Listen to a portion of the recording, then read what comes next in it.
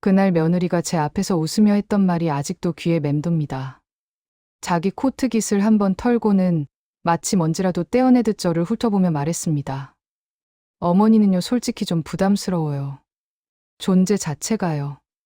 그 말을 들었을 때 저는 컵을 쥔 손이 떨리는 걸 들키지 않으려고 손가락에 힘을 줬고, 웃는 얼굴을 유지하려 애쓰면서도 속으로는 뭔가가 뚝 하고 끊어지는 소리를 들었습니다.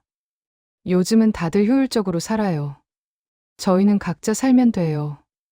그 아이는 그렇게 말해놓고 제 집 문을 툭 닫고 나갔습니다. 그 문이 닫힌 순간 저는 알았습니다. 이건 단순한 무례가 아니라 제 삶을 통째로 지워버리겠다는 선언이라는 거요. 아들은 결혼하자마자 집을 나갔습니다. 요즘 젊은 사람들은 다 그렇다며 둘이서 알아서 살아보겠다고 웃으며 말했는데 그 웃음 뒤에는 이 집과는 거리를 두겠다는 뜻이 분명히 담겨 있었습니다. 저는 그 말을 붙잡지 않았고 서운함을 내색하지도 않았습니다. 자식 인생에 부모가 지나치게 끼어들면 안 된다고 스스로를 달래왔기 때문입니다. 하지만 며느리는 결혼 이후 이 집에서 점점 사라졌습니다. 명절에도 거의 오지 않았고 제 생일엔 연락조차 없었으며 아들이 감기로 알아누웠을 때도 아무 소식이 없었습니다. 아들이 혼자 와서 밥을 먹고 갈 때면 저는 일부러 밝게 굴었습니다. 괜히 왜 혼자 왔니라는 말 한마디가 아들을 더 움츠러들게 할까 봐서요. 아들은 늘 같은 말만 했습니다. 바쁘다, 피곤하다, 정신없다. 저는 그 말들을 믿는 척했지만 사실은 마음 한구석이 조금씩 달아가고 있었습니다. 그래도 저는 참고 넘겼습니다. 시어머니라는 이름 아래 참고 사는 게 익숙했으니까요. 그러던 어느 날 며느리가 정말 오랜만에 우리 집 앞에 섰습니다. 문을 열자 그 아이는 제 얼굴을 잠깐 훑어보고 고개만 가볍게 숙여 말했습니다. 안녕하세요. 그 인사는 반가움이 섞인 인사가 아니라 해야 할 말만 하고 끝내려는 인사처럼 들렸고 손에는 아무것도 들려있지 않았습니다. 저는 순간 멈칫했지만 아무렇지 않은 척하며 안으로 들였습니다. 이상하네. 오늘은 왜 왔지? 며느리는 거실을 천천히 둘러보더니 집이 예전 그대로라며 말했습니다. 칭찬이 아니라 평가처럼 들리는 말이었고 저는 애써 웃으며 차라도 한잔하자고 했습니다. 그런데 며느리는 단호하게 고개를 저었습니다. 괜찮아요. 오래 있을 생각 없어요. 중요한 이야기만 하고 갈게요. 그때부터 제 가슴은 이유 없이 답답해졌고 저도 모르게 손바닥에 땀이 찼습니다. 중요한 이야기라는 말은 늘 좋은 소식과 함께 오지 않는다는 걸 저는 너무 많이 겪어왔기 때문입니다. 그런데 그 다음 며느리가 꺼낸 말은 제가 상상했던 중요한 이야기의 수준이 아니었습니다. 며느리는 가방에서 휴대폰을 꺼내 테이블 위에 내려놓더니 마치 회의라도 하듯 말했습니다. 어머니, 앞으로는 왕래를 좀 줄이려고요. 저는 순간 귀를 의심했고 웃는 얼굴을 유지한 채 되물었습니다. 왕래를 줄인다고? 무슨 말이니? 그러자 며느리는 미안한 표정 하나 없이 너무 담담한 목소리로 말했습니다. 솔직히 말씀드리면 어머니랑 같이 있으면 불편해요. 그 한 문장이 제 가슴을 그대로 찔렀습니다. 저는 왜인지 모르게 바로 화가 나지 않았고 오히려 머리가 멍해졌습니다. 사람은 너무 큰 충격을 받으면 감정이 늦게 온다고 하지요. 저는 그 순간이 딱 그랬습니다. 내가 뭘 그렇게 불편하게 했니? 제가 조심스럽게 묻자 며느리는 고개를 갸웃하듯 하며 더 잔인한 말을 덧붙였습니다. 잘못의 문제가 아니라 존재 자체가 부담스러워요. 말투도 옛날 같고 생각도 구시대적이고요.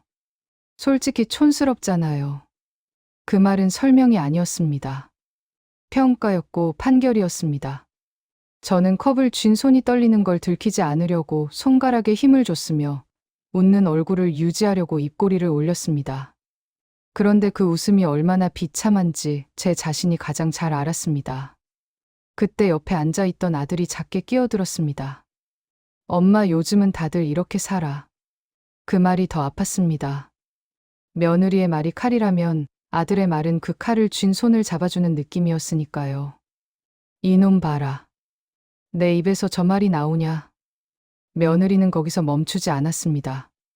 아이를 낳아도 저에게 맡길 생각이 없고 육아 방식도 맞지 않으며 앞으로 집안일이나 가정사에 관여하지 말아달라고 말했습니다. 그러니까 각자 인생 살면 돼요. 어머니도 혼자 사는 게 더 편하지 않으세요?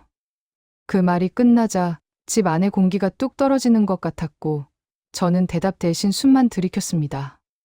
며느리는 가볍게 가방을 들고 일어나더니 마지막으로 한마디를 남겼습니다. 이 얘기 기분 나쁘게 받지 마세요. 현실적으로 사는 거예요. 그리고 문을 닫고 나갔습니다. 그날 밤 저는 불을 끄고 누웠지만 잠이 오지 않았고 며느리의 말이 계속 귓속에서 울렸습니다.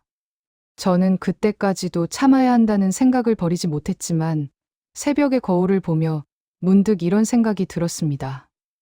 내가 이대로 참고만 살면 나는 끝내 누구에게도 존중받지 못한 채 사라질 거라는 생각이었습니다. 그래, 이제는 내가 나를 지켜야 한다.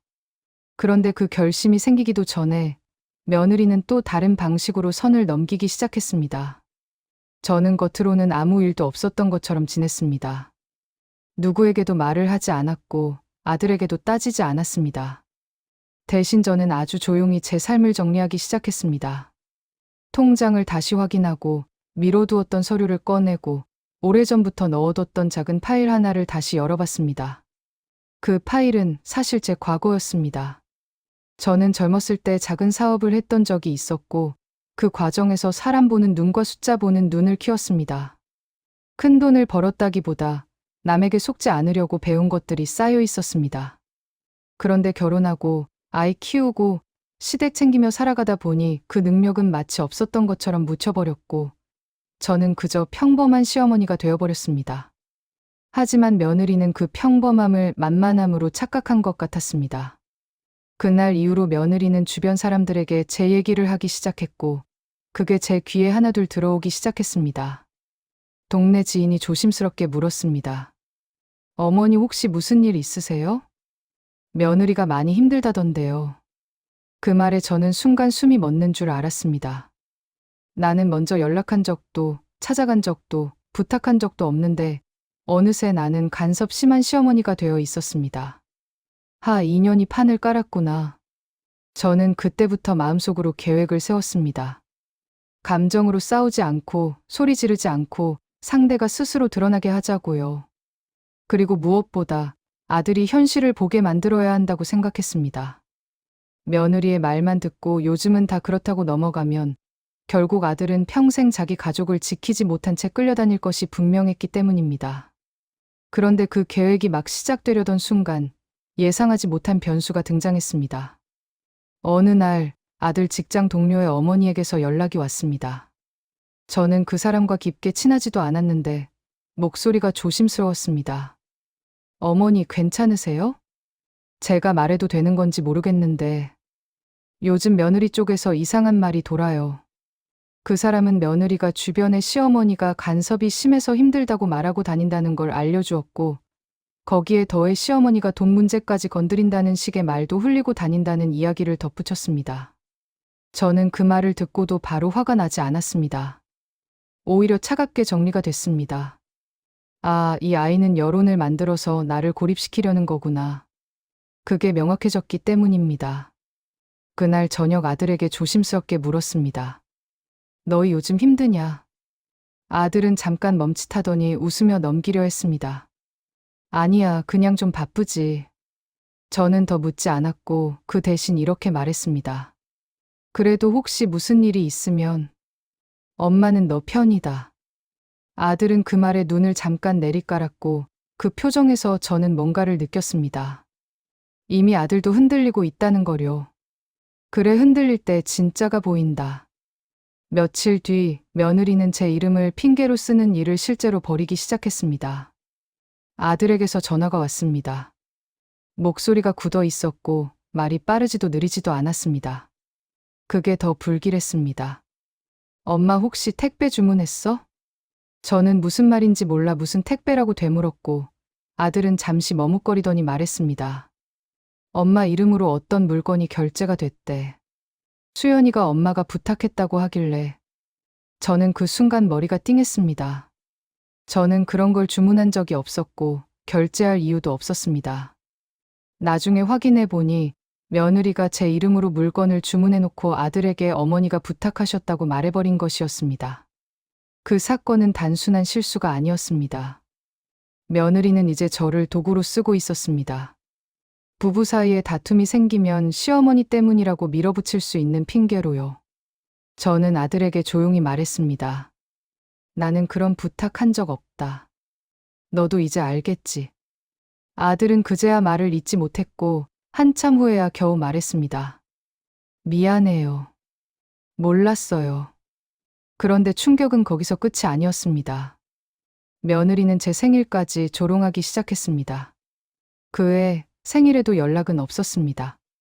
저는 어느 정도 예상했기에 괜찮은 척했지만 며칠 뒤 친척 모임에서 들은 말이 제 가슴을 쿡 찔렀습니다.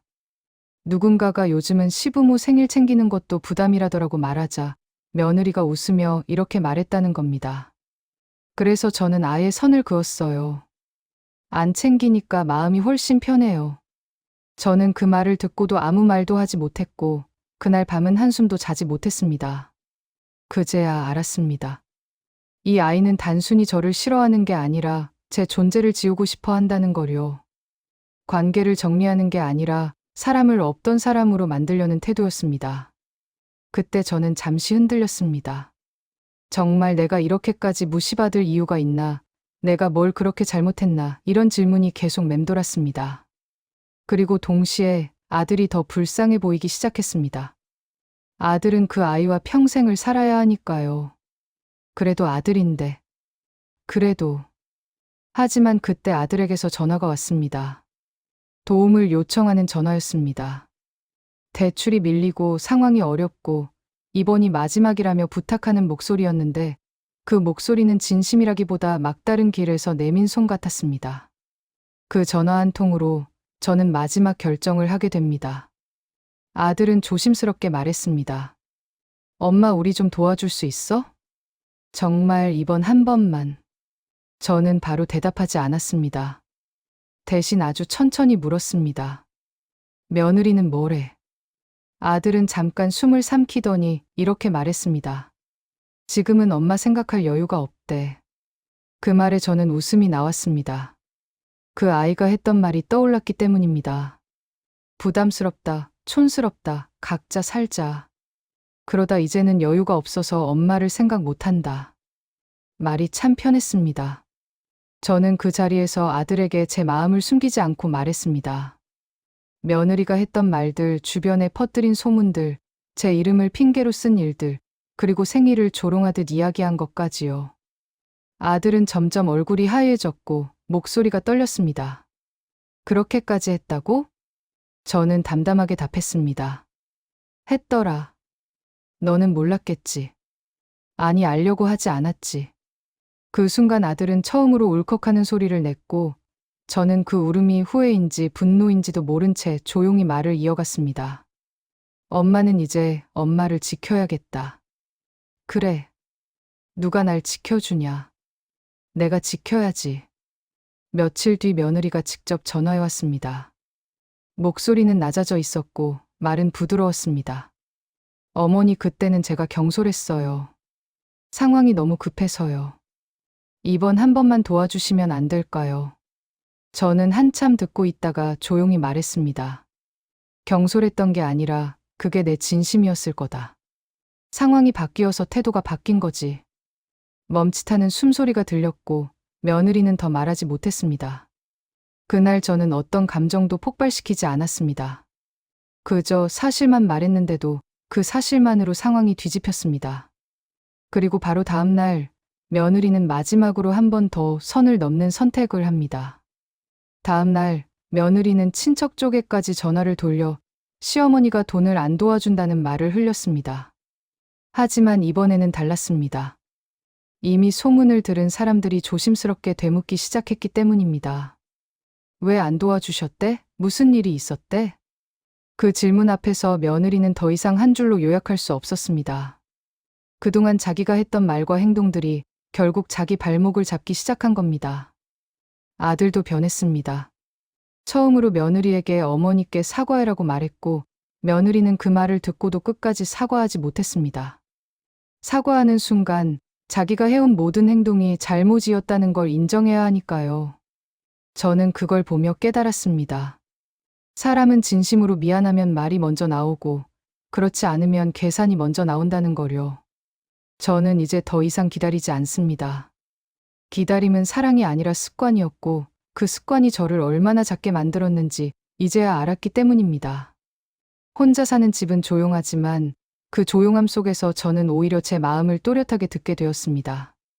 누군가에게 인정받기 위해 애쓰지 않아도 되는 삶, 존중받지 못하는 관계에 매달리지 않아도 되는 삶이 어떤 것인지 이제는 조금 알 것 같습니다. 오랜만에 나타나 시어머니를 무시했던 며느리의 최후는 누군가에게 벌을 받는 것도 극적인 화해도 아니었습니다. 그저 한 번 닫힌 문이 다시는 쉽게 열리지 않았다는 사실, 그리고 그 문을 닫은 사람이 결국 나 자신이었다는 깨달음이었을 뿐입니다. 여러분이라면 이 상황에서 끝까지 참으셨을까요? 아니면 저처럼 조용하지만 단호하게 문을 닫으셨을까요?